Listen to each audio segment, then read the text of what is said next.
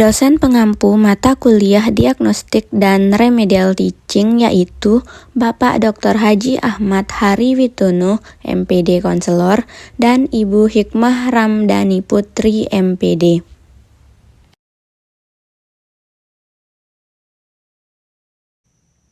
Assalamualaikum warahmatullahi wabarakatuh. Perkenalkan, nama saya Arinul Fariza, mahasiswa pendidikan guru sekolah dasar Universitas Mataram. Jadi pada video kali ini saya akan membahas tentang kesulitan belajar pada mata pelajaran IPA dan remedialnya. Jadi teman-teman, apa sih kesulitan belajar itu? Jadi, kesulitan belajar merupakan suatu kondisi siswa di mana pada proses belajar ditandai dengan adanya hambatan-hambatan dalam mencapai hasil belajar yang maksimal. Atau bisa juga kita katakan yaitu kondisi di mana siswa tidak dapat belajar dengan semestinya. Ada beberapa faktor penyebab kesulitan belajar menurut Koni, yaitu yang pertama ada faktor fisiologis. Jadi faktor fisiologis ini merupakan faktor yang menjadi penyebab kesulitan belajar yang berkaitan dengan kurang berfungsinya otak, susunan syaraf ataupun bagian-bagian tubuh lain. Jadi para guru harus menyadari bahwa yang paling berperan pada waktu belajar adalah kesiapan otak dan sistem syaraf dalam menerima, memproses, menyimpan, atau memunculkan kembali informasi atau pelajaran yang sudah didapat atau sudah disimpan sebelumnya. Lalu yang kedua ada faktor sosial. Jadi faktor sosial ini merupakan suatu kenyataan yang tidak dapat dibantah jika orang tua dan masyarakat sekeliling sedikit banyak itu akan berpengaruh terhadap kegiatan belajar dan kecerdasan siswa. Sebagaimana ada yang menyatakan bahwa sekolah adalah cermin dari masyarakat dan anak adalah gambaran dari orang tuanya. Lalu selanjutnya ada faktor kejiwaan. Jadi faktor-faktor yang menjadi penyebab kesulitan belajar siswa terkait dengan kejiwaan ini yaitu kurang mendukungnya perasaan hati atau emosi siswa untuk belajar secara sungguh-sungguh. Yang keempat itu ada faktor intelektual. Faktor yang ini menjadi penyebab kesulitan belajar siswa terkait dengan kurang sempurna atau kurang normalnya tingkat kecerdasan siswa.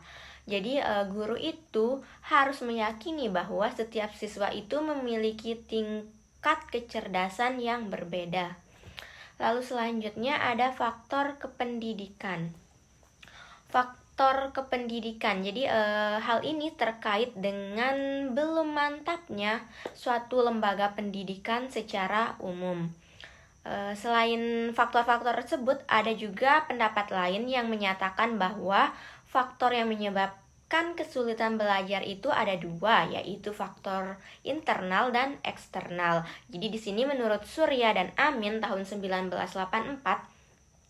faktor yang terletak dalam diri atau faktor internal siswa itu antara lain kurangnya kemampuan dasar yang dimiliki oleh siswa, kurangnya bakat khusus yang mendasari kegiatan belajar tertentu, kurangnya motivasi atau dorongan kepada siswa untuk belajar, situasi pribadi terutama emosional yang dialami siswa, faktor-faktor jasmaniah seperti cacat tubuh, atau faktor bawaan seperti buta warna.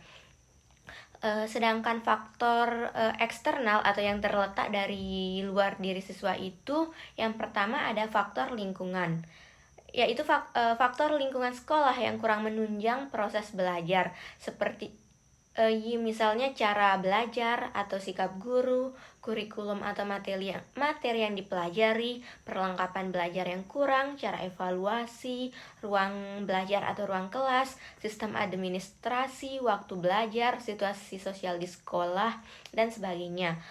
Selanjutnya ada situasi dalam keluarga yang kurang menunjang proses belajar. Misalnya seperti kekacauan rumah tangga, ada kurangnya perhatian orang tua terhadap anak, kurangnya perlengkapan belajar yang disediakan, kurangnya kemampuan orang tua dalam mengajari, dan sebagainya.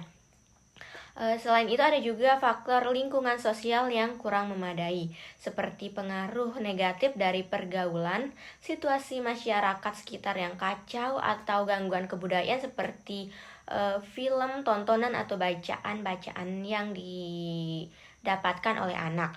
Lalu menurut Amrin, kesulitan belajar dalam IPA itu mencakup dua aspek, yaitu kesulitan siswa dalam mempelajari proses-proses IPA dan kesulitan dalam mempelajari produk IPA yang berupa konsep, prinsip, dan generalisasi. Jadi kesulitan dalam mempelajari proses-proses IPA itu meliputi kesulitan melakukan observasi, melakukan klasifikasi, menggunakan dan memanipulasi angka-angka, berkomunikasi, melakukan prediksi, menarik kesimpulan, mengontrol variabel, menginterpretasikan data, merumuskan hipotesis, dan melakukan eksperimen. Jadi setelah guru itu melakukan identifikasi kesulitan belajar yang dialami oleh siswa, hendaknya guru itu menemukan faktor-faktor yang menyebabkan kesulitan belajar pada siswa tersebut. Jadi menurut Endang terdapat 3 faktor yang mempengaruhinya, yaitu yang pertama yang berkenaan dengan proses IPA. Jadi yang kedua yang berkenaan dengan produk IPA, dan yang ketiga itu faktor kematangan siswa.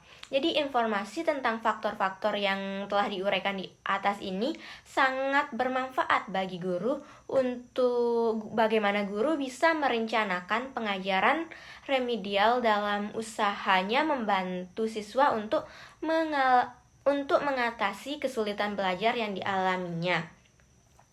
Ada beberapa alasan perlunya pengajaran remedial. Jadi dapat dilihat dari berbagai segi, yaitu yang pertama dari segi siswa, yaitu kenyataan bahwa siswa menunjukkan bahwa masih banyak siswa yang belum dapat mencapai prestasi belajar. Lalu dari pihak guru, yaitu guru bertanggung jawab akan tercapainya tujuan pendidikan melalui tujuan instruksional dan tujuan kurikuler. Lalu dari segi pengertian proses belajar, jadi pengajaran remedial ini diperlukan untuk melaksanakan proses belajar yang sesungguhnya ditandai dengan perubahan tingkah laku secara keseluruhan. Jadi pelaksanaan pelayanan bimbingan dan penyuluhan dalam melaksanakan pelayanan bimbingan dan penyuluhan yang sebaik-baiknya. Pengajaran remedial merupakan salah satu bentuk pelayanan bimbingan melalui interaksi belajar mengajar. Terdapat bermacam-macam teknik yang dapat digunakan dalam pengajaran remedial. Di antaranya yang pertama, guru dapat mengulangi lagi pelajaran dengan cara yang sama tetapi dengan penyajiannya yang lebih lambat. Yang kedua, guru mengulangi pelajaran itu tetapi dengan cara yang lain. Misalnya membahas materi itu menjadi lebih sederhana, kemudian dianjurkan siswa untuk mempelajarinya. Lalu yang selanjutnya itu, guru memulai pengajaran remedial dengan mengulangi materi yang diduga merupakan materi prasyarat yang telah diajarkan. Jadi itu sedikit tentang kesulitan belajar, faktor-faktor yang menyebabkan kesulitan belajar dalam IPA, penyebab kesulitan belajar dalam IPA, dan lalu ada bagaimana pelaksanaan remedial yang seharusnya dilakukan oleh guru. Sekian dari saya, terima kasih.